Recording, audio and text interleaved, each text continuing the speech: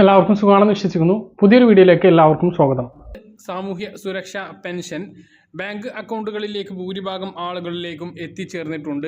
കേന്ദ്രവിഹിതം കുറവുള്ളത് ഒഴിച്ചു കഴിഞ്ഞാൽ ബാക്കിയുള്ള എല്ലാ ആളുകൾക്കും 1600 രൂപ തന്നെയാണ് ലഭിച്ചത്. കയ്യിൽ വിതരണമാണ് ഇന്നു മുതൽ ആരംഭിച്ചിട്ടുള്ളത്.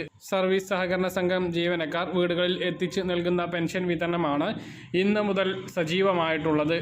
നാളെയും മറ്റന്നാളും തൊട്ടടുത്ത ദിവസങ്ങളിലുമായി എല്ലാ ആളുകൾക്കും കയ്യിലും പെൻഷൻ എത്തിച്ചേരുന്നതാണ്. ഇനി മുതൽ എല്ലാ മാസവും ഓരോ മാസത്തെ കുടിശ്ശിക ലഭിക്കും എന്നുള്ള വിവരങ്ങളാണ് വരുന്നത്.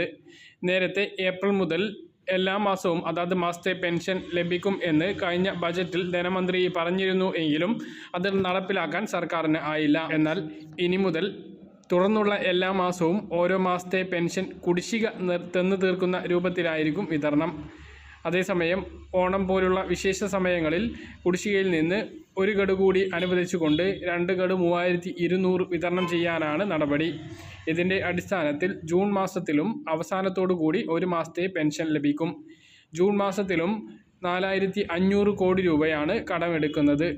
അതിൽ 900 കോടി രൂപ പെൻഷൻ വിതരണത്തിനായി മാറ്റിവെക്കും എന്നുള്ളതാണ് വിവരം. അങ്ങനെയെങ്കിൽ അടുത്ത 1600 രൂപ കൂടി ഈ മാസം അവസാനത്തോടു കൂടി വിതരണ നടപടികൾ ആരംഭിക്കും. കെട്ടിട നിർമ്മാണ തൊഴിലാളി പെൻഷനും എല്ലാ മാസവും വിതരണം ചെയ്തേക്കും എന്നുള്ള റിപ്പോർട്ടുകളാണ് വരുന്നത്. മെയ് മാസത്തിൽ ഒരു മാസത്തെ കെട്ടിട നിർമ്മാണ തൊഴിലാളി പെൻഷൻ വിതരണം നടന്നിരുന്നു.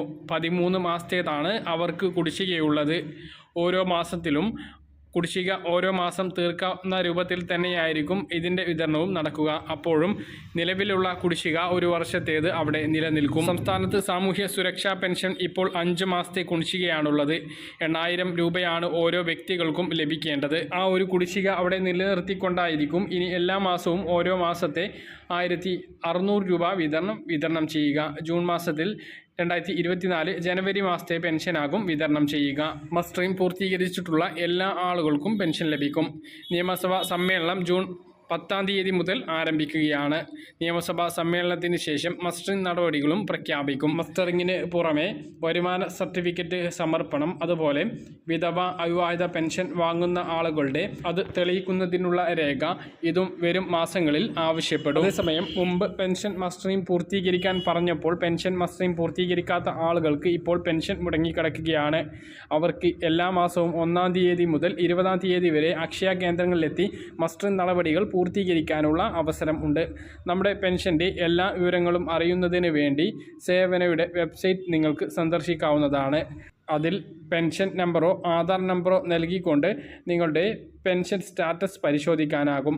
മസ്റ്ററിംഗ് പൂർത്തീകരിക്കാനുണ്ടോ, വരുമാന സർട്ടിഫിക്കറ്റ് സമർപ്പിക്കേണ്ടതുണ്ടോ എന്നടക്കമുള്ള എല്ലാ കാര്യങ്ങളും അതിൽ നിന്നും അറിയാവുന്നതാണ്. പെൻഷൻ ലഭിച്ചിട്ടുണ്ടോ, പെൻഷൻ കൈമാറിയിട്ടുണ്ടോ എന്നും അതിൽ നോക്കാനാകും. മറ്റൊന്ന് ക്യാൻസർ രോഗികൾക്കുള്ള പെൻഷനാണ്. ഇപ്പോൾ 5 മാസത്തോളമായിട്ട് അത് കുടിശ്ശികയായി കിടക്കുകയാണ്. ക്യാൻസർ രോഗികളുടെ പെൻഷൻ കുടിശ്ശികയായിട്ടുണ്ട് എങ്കിലും വിതരണം ചെയ്യുമ്പോൾ ഒരുമിച്ച് വിതരണം ചെയ്യുന്ന ഒരു രീതിയാണ് ഉള്ളത്. അതായത് എത്ര മാസത്തേതാണോ കുടിശ്ശിക അതെല്ലാം ഒരുമിച്ച് വിതരണം ചെയ്യുന്ന ഒരു രീതിയാണ്. ഇപ്പോൾ പെൻഷൻ കുടിശ്ശിക വിതരണം ചെയ്യുന്നതുമായി ബന്ധപ്പെട്ട് ഒരു അറിയിപ്പും ലഭിച്ചിട്ടില്ല. എന്തെങ്കിലും സൂചനകൾ ലഭിച്ചാൽ നിങ്ങളെ വീഡിയോകളിലൂടെ അറിയിക്കുന്നതുമാണ്. നിലവിൽ സാമൂഹ്യ സുരക്ഷാ പെൻഷൻ ലഭിക്കുന്ന ആളുകളും ക്യാൻസർ രോഗികളാണ് എങ്കിൽ ക്യാൻസർ പെൻഷൻ ലഭിക്കുന്നതാണ്. 1000 രൂപ വീതമാണ് ഓരോ മാസവും ഇത് ലഭിക്കുന്നത്. 1600 രൂപ ക്ഷേമ പെൻഷനും കൂടി ലഭിക്കുന്ന ആളുകൾക്ക് 2600 രൂപയാണ് ഇത് പ്രകാരം ലഭിക്കേണ്ടത്. അപ്പോൾ കയ്യിലാണ് ഇപ്പോൾ പെൻഷൻ വിതരണ നടപടികൾ ആരംഭിച്ചിട്ടുള്ളത്. അത് 4 ദിവസത്തിനകം എല്ലാവർക്കും ലഭിക്കുന്ന രൂപത്തിലായിരിക്കും വിതരണം ഉണ്ടാകുക.